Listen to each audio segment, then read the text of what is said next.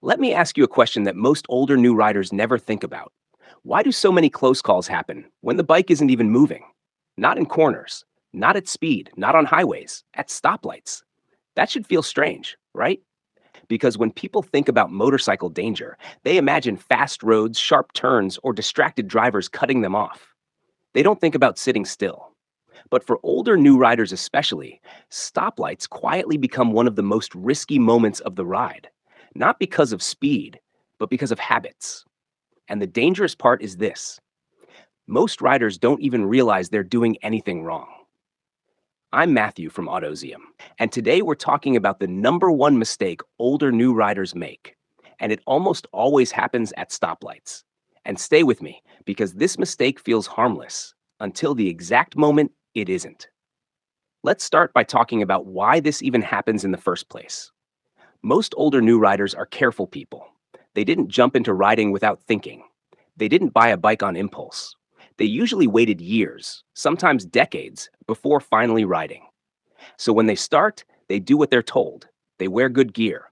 They follow the rules. They ride cautiously. They focus on the hard parts of riding: corners, traffic, speed control, braking. Stoplights don't feel like a challenge. Stoplights feel safe, predictable, routine, boring. And that's exactly why this mistake slips through. At a stoplight, the brain relaxes. The danger feels over for the moment. You're not leaning. You're not accelerating. You're not surrounded by moving cars. You're just waiting. And waiting is when habits take over.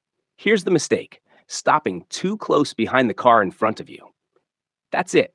That's the habit. And if you're an older new rider, there's a good chance you're doing this right now without realizing it, because it doesn't feel dangerous. It feels normal. In a car, stopping close is standard. In traffic, everyone does it. It feels polite. It feels controlled. But a motorcycle is not a car. And what feels normal in a car can be risky on a bike. Let's slow this down and really look at it. When you stop too close behind a car, you remove your only protection at a stop: space. Space is your safety buffer. Space gives you time. Space gives you options. Space gives you calm. Without space, you're stuck. Think about what can happen at a stoplight. The car in front could stall. It could roll back. It could stop suddenly for no reason. If you're close, you have nowhere to go. Now think about what's behind you: a distracted driver, someone on their phone, someone misjudging distance. If they don't stop in time and you're boxed in, you're trapped. No escape, no room to move, no margin. And here's the part most riders don't think about: this isn't about reaction time. People often say, "I'll react if something happens." But reaction needs space. If you're already too close, reacting doesn't help. You can't swerve. You can't roll forward. You can't reposition. You can only brace. And that's not control. Now let's talk about why older new riders are especially vulnerable to this. Older riders bring a lot of good things to motorcycling: patience, caution, life experience. But they also bring habits from decades of driving cars. And one of those habits is how we stop in traffic. In a car, stopping close feels efficient. You don't want to leave gaps. You don't want people cutting in. You don't think about escape paths, because in a car, you're protected by metal. On a motorcycle, you are the crumple zone. But the brain doesn't automatically switch modes. So older new riders stop the same way they always have: right behind the car, centered in the lane, feet down, mind relaxed. And this is where something subtle happens. When riders stop too close, they also tend to sit straight up, look forward only, relax too much. That sounds fine until something unexpected happens. Because relaxation without awareness turns into delay. And delay is dangerous. Let me tell you a short real story. I met a rider named Alan, early 50s, brand new to motorcycles. He was exactly the kind of rider people respect: full gear every ride, smooth throttle, never rushed. One afternoon, we were riding together in light traffic. At a stoplight, Alan stopped right behind a pickup truck. Not touching, not dangerously close, just normal, close. The truck rolled back slightly, just a little. No crash, no damage, but Alan panicked. Both feet slammed down. The bike wobbled. His head snapped forward. He caught it. Nothing bad happened, but something changed. You could see it in his posture for the rest of the ride: shoulders tighter, stops more tense, less relaxed. Later, he told me something important. I didn't even think about space. I just stopped. That moment stuck with him. And this is what most older new riders don't realize. You don't need a crash for confidence to drop. A scare is enough. And stoplight scares are especially damaging because they feel unfair. I wasn't doing anything wrong. I was just stopped. That came out of nowhere. But it didn't come out of nowhere. The setup happened quietly. Now, here's something even more important. Stopping too close doesn't just increase risk, it changes how you feel about riding. Riders who feel tense at stoplights start to dread traffic. They rush starts, they hurry stops, they feel watched, they feel exposed. That tension follows them into the rest of the ride.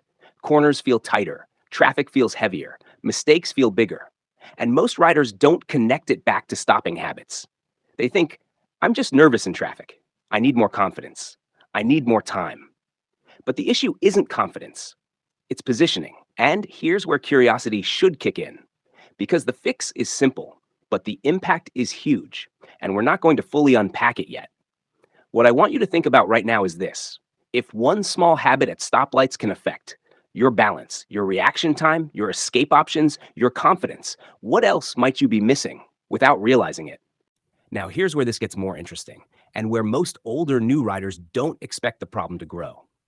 Because stopping too close at a light isn't just a single mistake. It quietly creates a chain reaction of other mistakes that show up only when something goes wrong.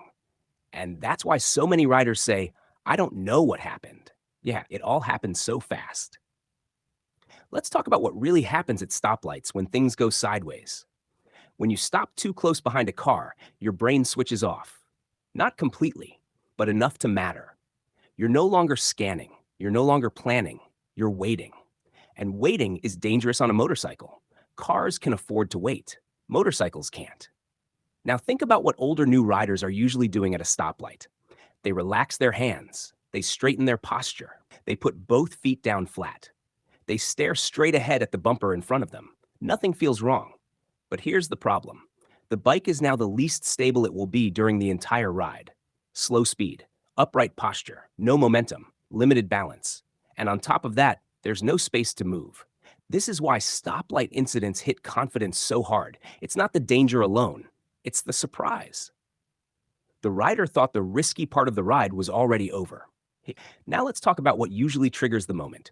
It's rarely dramatic. It's a car rolling back slightly, a driver tapping the brakes again, a sudden honk behind you, a car approaching too fast in the mirror. Tiny things. But when you're boxed in with no space, tiny things feel huge. This is where panic sneaks in. And panic at zero speed is worse than panic at speed. At speed, the bike wants to stay upright. At a stop, it doesn't. So what do riders do?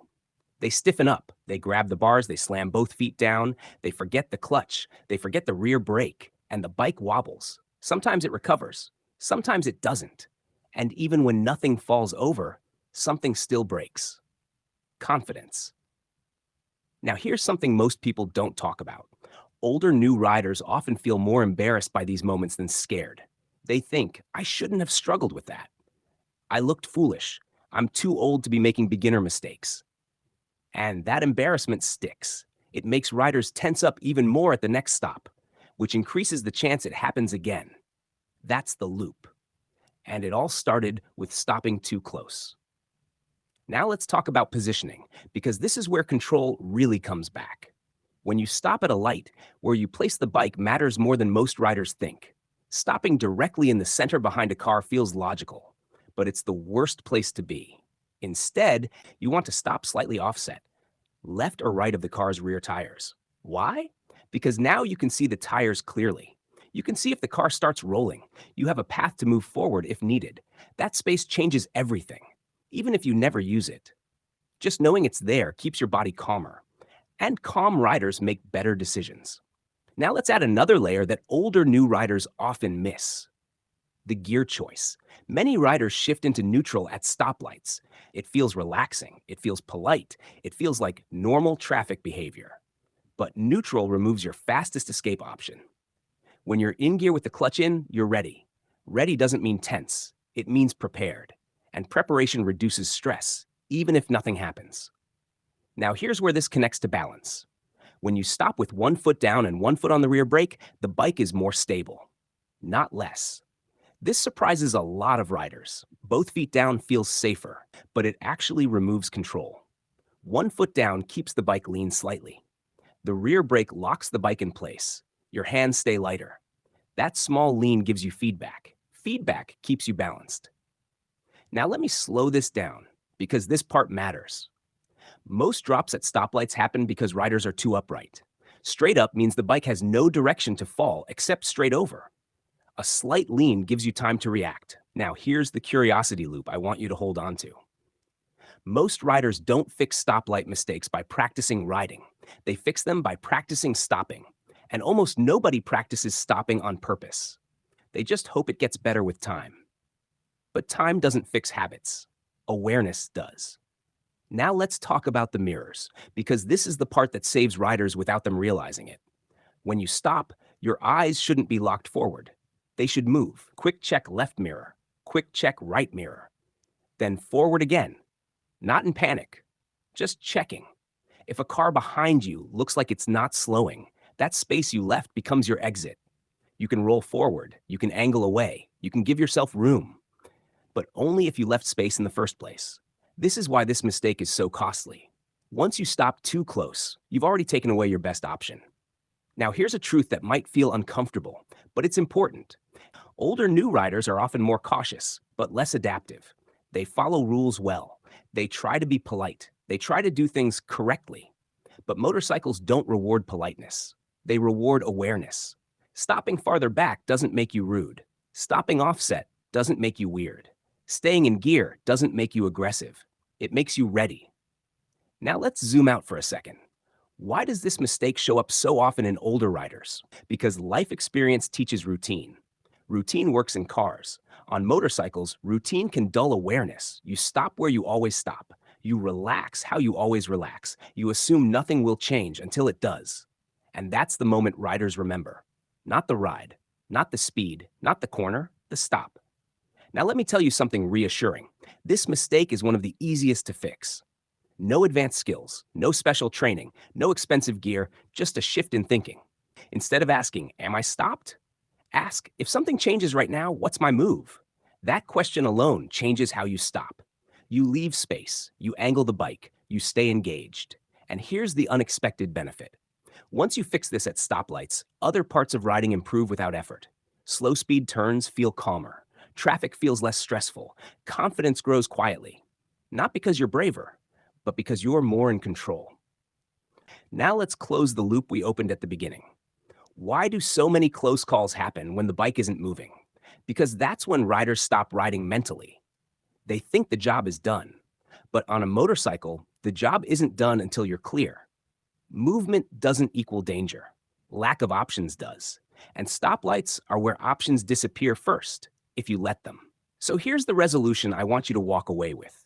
The biggest risk for older new riders isn't speed. It isn't traffic. It isn't lack of strength or reflexes. It's bringing car habits onto a motorcycle. Fix how you stop, and you fix how you feel. Leave space, stay in gear, watch your mirrors, angle your bike, give yourself an out. Do that consistently, and something changes. Stoplights stop feeling tense.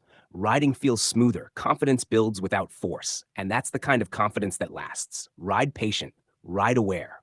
And I'll see you in the next one.